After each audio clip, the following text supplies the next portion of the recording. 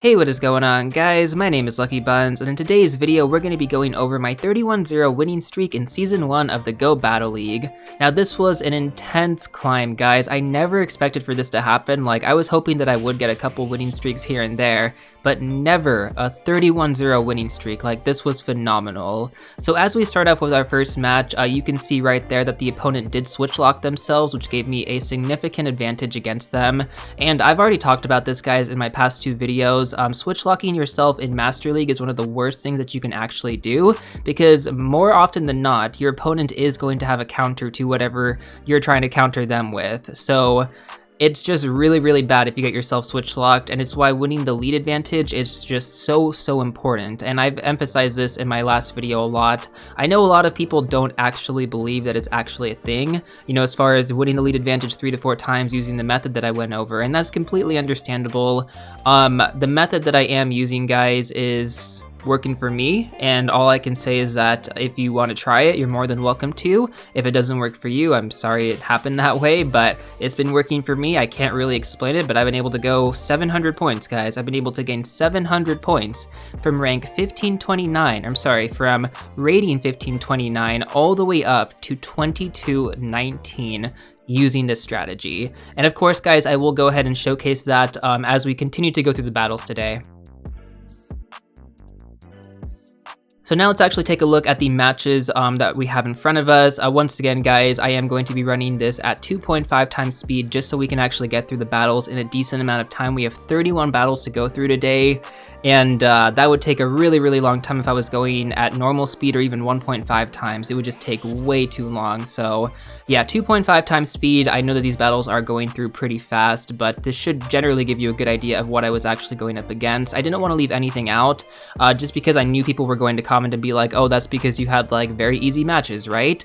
So yes, I definitely did have some pretty easy matches early on, but I can't say that every single one of the matches I went up against, guys, was going to be an easy win, I guess you could say. Like, I had some full-on meta teams, and obviously, you know, that Rosa raid is not a good example of the meta teams that I ran into, but these are people just trying out different things right there.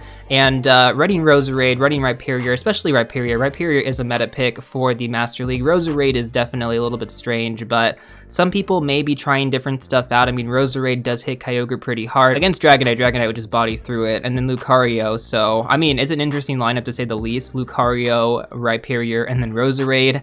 I would definitely chalk that off as an easy win. It's definitely not a meta team that you would see in Master League normally. As we continue to go through these battles, they will get progressively harder, but as we kind of started off here, they weren't all like that. Also, Togekiss just getting one shot right there, did not see that coming. And then we pretty much switch locked ourselves, but they didn't have a good counter against our Kyogre. I mean, Metagross just isn't really it. Ideally, guys, a good counter against Kyogre would have been Dragonite. So if they had a Dragonite there, that would have actually been really good on their part, but instead they just went for a double steel build right there. I'm sorry, they didn't actually go for a double steel build. They went for a double weakness to water type.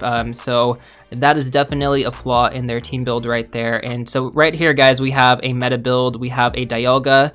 And thankfully we do have the lead advantage though, so that was actually pretty good for us. Once again, guys, getting that lead advantage in Master League, it definitely is a game changer. Like, it takes you from like maybe winning against meta teams to actually winning against meta teams. But then this person had a Palkia in the back, so I was like really confused, and I was like, all right, for sure. So like, they start off with a meta lead, but then everything else was just kind of like very basic and non-meta. So that first set was actually a very easy win, guys. That 5-0 was definitely not something I am gonna brag about too much, but here we have an actual meta set, and we actually lost a lead advantage right there. But what this says, guys, what this says to me is that I should actually run Kyogre for the rest of my matches, because they actually went Metagross as their lead, and this is going off the analysis I was able to do with the 100 battle data, and it's something I covered in the last video in case you guys haven't checked it out. I will leave a link in the top right corner as well as in the description below.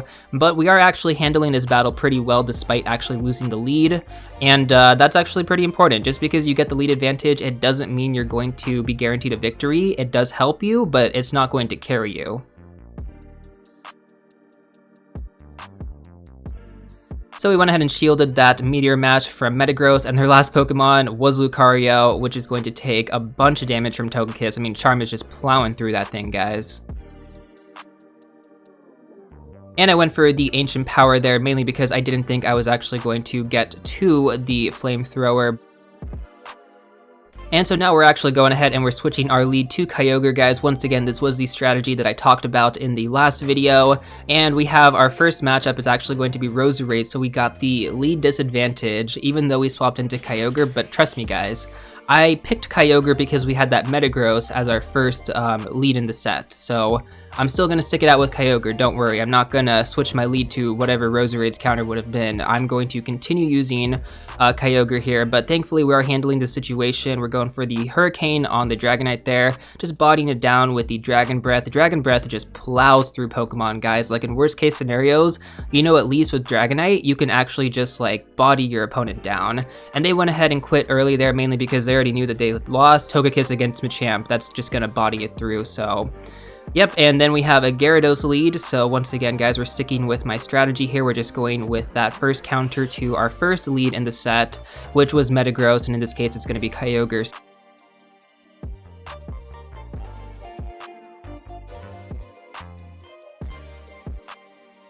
So we are handling this match pretty well, guys. Their team is definitely a little bit more on the unique side, definitely not super meta. Gyarados is something you do see in Master League, but Mamoswine not so much.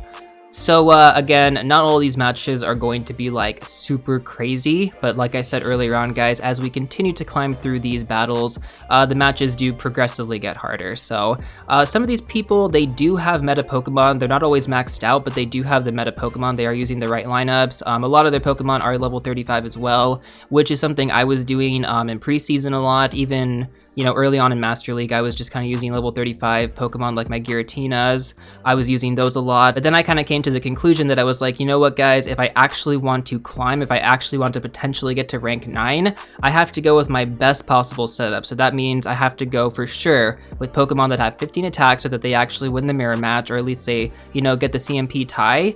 And then for sure they have to be maxed out, just because that extra little bit of damage or that extra little bit of HP that you get, it does make a big difference, guys. That can be the determining factor on whether or not you get a win.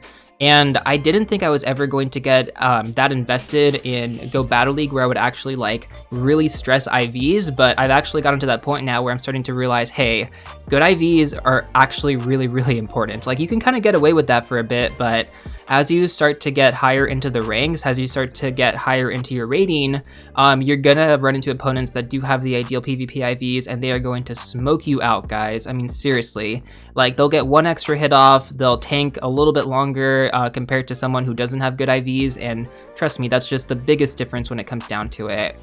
So right here we have a Melmetal against Kyogre, and honestly, guys, I was not expecting that Thunderbolt. For people to run Thunderbolt on Melmetal, it is just super uncommon. It's definitely something you don't see too often, but it's one of those off-meta choices that actually can help you get a victory.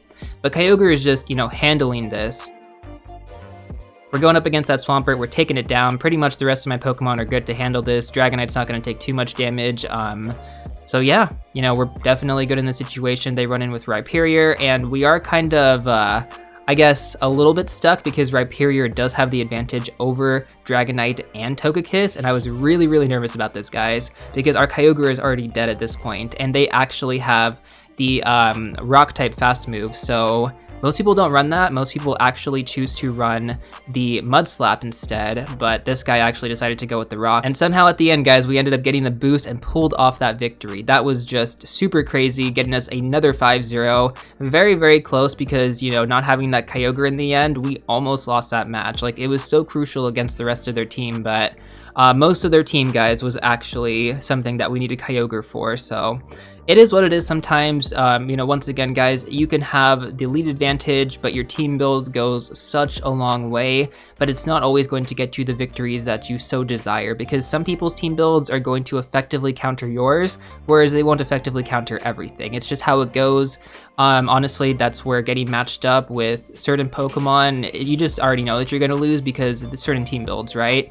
A good example of that would probably be Melmetal, Dialga, or Melmetal, Metagross, and then Giratina Team builds like that, I really struggle against, and even if I get the lead advantage, I still end up losing just because, I mean, I can't do anything. Like, their team effectively counters my team, and there's literally nothing I can do about it. This person decided to run a Roserade as well, another very interesting choice. Like, second time we're seeing this, right? Second time we're seeing Roserade, and I think it's just, I don't know, maybe a YouTuber made a video on it, and people are just going with it to try and effectively counter the Kyogre, but it's not the best choice. If you guys are thinking about running Roserade, I don't recommend it. Okay, so right here we have a Blaziken. Now the interesting part about running Blaziken is that if you actually had Stone Edge, that would be super effective against Togekiss, and I guarantee people would just not see it coming. But then they went ahead and ran Cobalion, and this was like a really random pick. I'm not really sure why they decided to do this, but yeah, let's just say that running Kyogre just destroyed their team, and it actually seemed like they were running somewhat of a Ultra League team.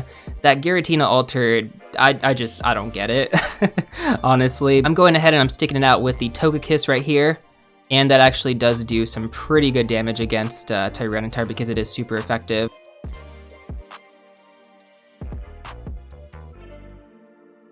And then they went ahead and they swapped into Togekiss as well. We're just going to stick it out with our Togekiss, not too worried about it because we do have Kyogre, which is going to handle Togekiss pretty well. Dragonite, on the other hand, I mean, we have Hurricane as a backup, but not preferably, you know? And so they come in with a Dragonite, which is actually the ideal counter against our Kyogre. They shield the Blizzard, and we go ahead and save our shield because I want to save that for our Dragonite. We have one shield left. We pretty much shield right now. And then we can go for a safe Dragon Claw and win the match.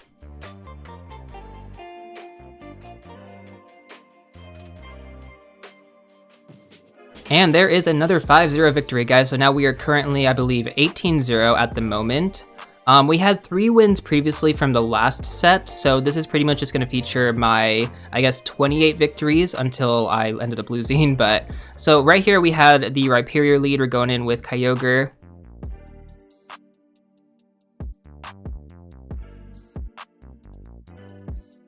And Kyogre is definitely handling itself pretty well. Against their Pokemon guys, Gyarados and Rhyperior isn't the most ideal combo, in my opinion. Like, they definitely should have had a Dragonite ready to go.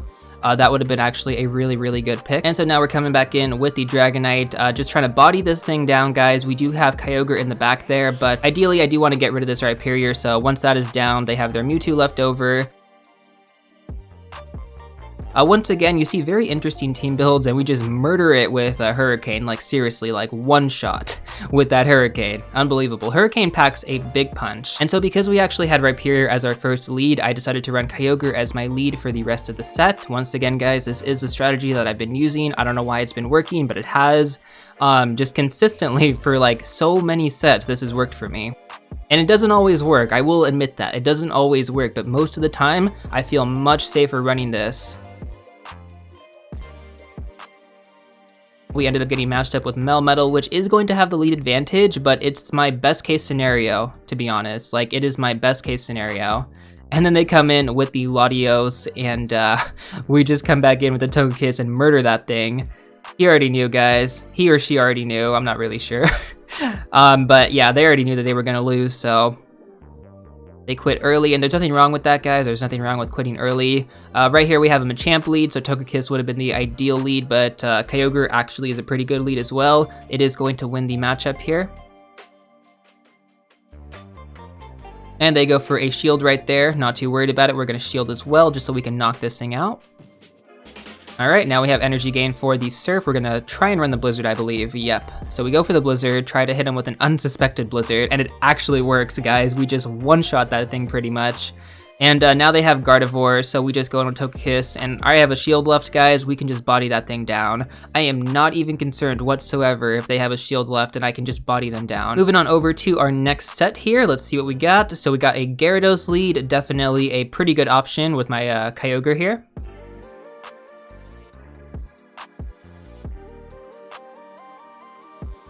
And I don't really need to fake him out or anything, so I just go for that Surf, because I know Surf is going to do a decent amount of damage. They go for a swap into Gardevoir, basically switch locking themselves. So I go ahead and I swap into Togekiss and I punish them for doing that.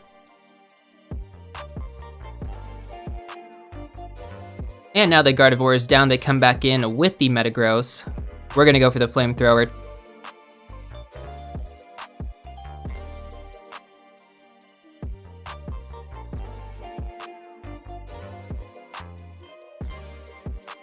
And it's actually a really good thing that we went with the Kyogre lead, right? Because we were running Togekiss for a while as our lead. If we went Togekiss during this set, Gyarados would have been fine, but the double Melmetal? Nope, only Kyogre could have really handled that well, and we would have had to swap into it anyways, so...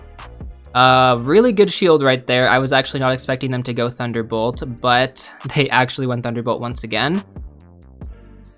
A very interesting off-meta choice for moves, but at the end, guys, it does work out. We come back in with the Dragonite, we just continue to body that thing down, go for the Dragon Claw there. They actually decided not to shield. I'm not really sure. Oh, they don't have shields. I was gonna say, I don't know why they didn't shield that. It's because they didn't have shields. So now we have an interesting matchup here. We have Rhyperior against the Dragonite, and I actually decide not to shield that. And for whatever reason, they went Surf. Like, I guess they didn't have Rock Wrecker. If they had Rock Wrecker, I would have gone down. And maybe we would have won that with Togekiss, but I don't know. Honestly, I don't know. Some of these victories, they're just really, really crazy. But there's another 5-0 right there, guys. Another 5-0, so that is putting us at about 23-0 currently, 23-0. Also, for the record, guys, I generally do go in with a Togekiss lead during my first match of the set. This is usually because Togekiss is more often than not going to be my Pokemon of choice for lead advantage.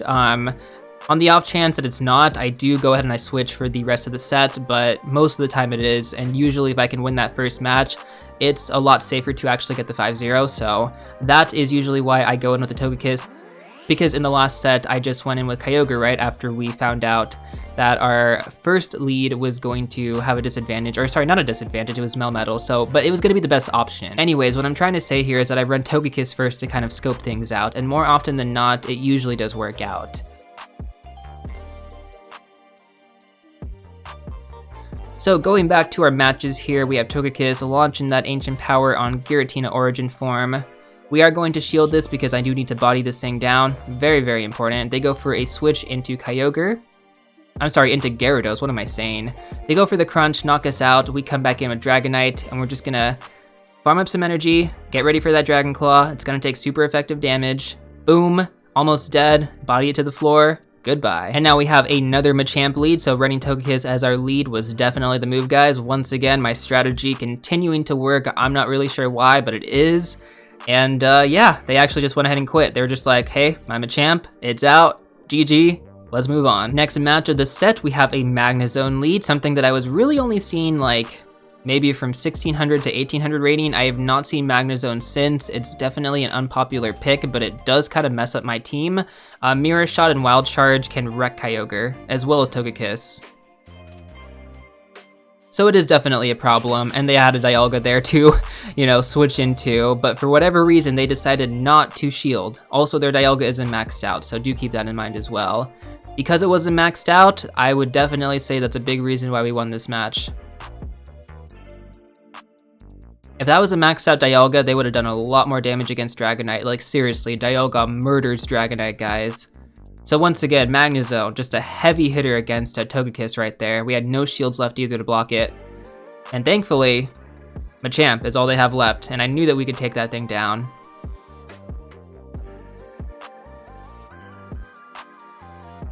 Now the crazy part about that battle, guys, is that if we didn't get to that Surf in time, they would have won the match. Hands down, they would have won the match. So that was a really, really close victory. And that's usually how Master League battles end up going. They're almost always close victories if you know what you're doing. Moving over to our last match of the set. Let's see what we got. We have a Heracross lead, so very, very uncommon, guys. Very uncommon lead. And then they went ahead and they swapped into Articuno, so we swap into Kyogre to counter it and definitely handle that situation. But Dragonite and Togekiss cannot. And their Articuno just seems to farm up the Icy Wind. They're basically trying to reduce our defense and then go for a heavy attack. I'm trying to avoid that from happening, and thankfully we were able to for the most part. But now, Gyarados, it's gonna body through us, guys. And for some reason, I guess I just quit at that point, but I mean, it was an interesting strategy, to say the least. Our Kyogre was getting pretty weak there, but another 5-0 victory, yeah. There we go. Starting off with our next match, we have a Machamp lead. They go ahead and they swap into the Metagross to counter us. We counter swap with Kyogre. Once again, guys, lead advantage. It's huge. Switch lock your opponent. That's the move. And we just body that Metagross to the floor. They come back in with Togekiss, very good choice. We go with the Blizzard. And they shield it, so smart move on their part. Definitely smart move on their part. Honestly, Thunder or Blizzard, shielding it was most likely going to happen either way. And we go for the Ancient Power and knock out their Togekiss. Actually, they quit. So, yeah, that happened. And once again, guys, there's nothing wrong with quitting your matches early if you already know that your opponent is going to win. I mean, but you gotta know that your opponent is going to win. Don't just quit the match because you've gotten discouraged. It's like, you have to understand that your opponent is going to win. Okay, so for this match, we have a Swampert lead. A Togekiss definitely handling it for sure. Swampert is not anything to be concerned about. We do have to use a shield right there just to keep Togekiss alive a little bit so we can get off that charge attack. We go for the Flamethrower. And they decide to shield it, unfortunately. Would have done a lot of damage, though, against Snorlax there. And Snorlax's preferred move is Body Slam, so nothing to worry about with Dragonite here. If they ran Heavy Slam, maybe a different story, but I don't even think Heavy Slam hits that hard. Okay, Body Slam again. We're going for that Dragon Claw. Go for another shield. Now they're out of shields, and we are in a pretty good position. So we actually go ahead and I don't shield this, and I go back in with Kyogre now. And then they come back in with the Dragonite. I stick it out with Kyogre because I know that they don't have shields, so I can just go for the Blizzard and then just one-shot this guy. And let me tell you guys, it is so satisfying to get Blizzards off. Like, just one-shotting your opponent, best feeling ever. Next match coming in, Togekiss lead, so mirror match. In mirror matches, you can go one of two ways. You can either let your Pokemon faint, or you can switch into something else and get yourself switch locked, but maybe have the advantage. Maybe. Preferably though, I don't like doing that. I'd rather just go for the knockout. Because situations like that, right? So I just let Togekiss go down, but I'm still able to switch in case I need to switch into something else. And believe it or not, guys, that is incredibly important. So this Metagross coming in with the Earthquake, usually it does get me off guard. It really comes down to counting the hits, because I believe Earthquake takes, I think, 1 or 2 hits longer than Meteor Mash. So it's very, very important, guys, to count your hits. You can actually block at the right time against Metagross there. But we're able to take down the Rhyperior. Was a little bit nervous about that, not gonna lie. We did have the shield, but against Rhyperior with Dragonite, I mean, Rhyperior would normally win. So lead disadvantage right here against the Metagross. We swap into Kyogre, and they just stick it out with the Metagross. I don't go for the shield, they go for a Psychic, doing a bunch of damage. Then they swap into Dialga, and I'm pretty sure they shield this as well. We were actually able to get that hit. Oh man, different story, different story. We swap back into Togekiss, use like a super shield for whatever reason because it covered the entire screen, I don't know why. We have to use both of our shields to take down Dialga. It's just pretty much required at this point. Then they're going to come back in with the Metagross, most likely going to block this Flamethrower as well. So now we are in a really, really bad position, guys. There's not much we can do. Kyogre's already dead. And our last Pokemon is going to be Dragonite. And we try to body it down because I'm just trying to get some energy gain for like whatever their last Pokemon is. Maybe we can hit it with Hurricane, but then it's Kyogre. So, I mean, even though we're going to do a decent amount of damage, guys, it's just not enough to take it down, and we lose the match going 31-0. So that is my winning streak, guys. That was my winning streak of matches. Not everything was like super meta, but we did have some meta picks in there. So it was a little bit challenging, but overall I definitely was pretty happy going 31-0. And let's just go ahead and continue off with this set here. So we had another Togekiss lead, a mirror match. They go ahead and they swap into Rhyperior, switch locking themselves. We counter swap with Kyogre, and we just body that thing down. They come back in with Garchomp, and guys, Garchomp against Kyogre, you already know who's gonna win it. Kyogre just murders that thing. It can body it down, and then it just charges up Surf so fast, so great for getting off shields. Now the Outrage there would have killed us. Usually the strategy for Garchomp is to go Sand Tomb and then go Outrage, and that, honestly guys, it murders Togekiss. Like, even though Outrage doesn't do super effective damage, if you do Sand Tomb and then Outrage, oh yeah, that's gonna be heavy. Alright, so we went 4-1 on that set, unfortunately. It does happen, guys. It was bound to happen eventually. I mean, we had the lead disadvantage, and they had a pretty solid team, so yeah. 1899 from 1629 going 31-0. Pretty impressive actually, right? Pretty impressive. I'm definitely happy with it. Hopefully you guys did enjoy this video. Hopefully you guys enjoyed me kind of commentating over it. I know it's a little bit different of a style than what I'm normally used to doing since I do normally run the live battles, but just all things considered, I really wanted to make sure that I was getting my battles in throughout the day, and lately I've just been really busy with school. My finals are coming up soon, and so it's something that I have to focus on, obviously, and I have less time to do this. I also have my tutoring job that I'm working at, so time is definitely a little bit harder to get at the moment, but I'm going to be continuing to get these videos out for you guys. I have a very exciting one coming next. We actually went 25, so yeah. Our winning streaks are not over yet, guys. Our winning streaks are not over yet. Make sure you are subscribed to the channel because that video is going to be coming next. Anyways, though, if you did enjoy it, please feel free to hit that like button down below, and I will see you all real soon in the next one.